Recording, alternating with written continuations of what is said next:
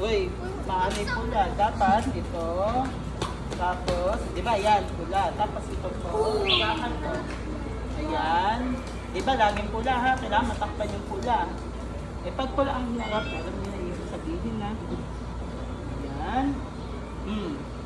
Then, yung triangle.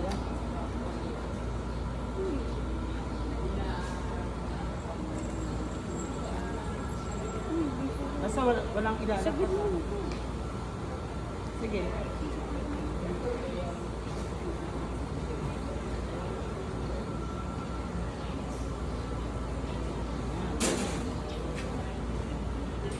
Itlog niya lang.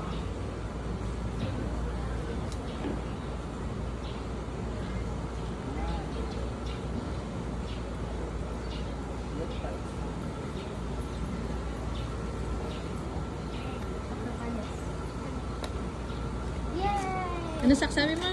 Bumpa na.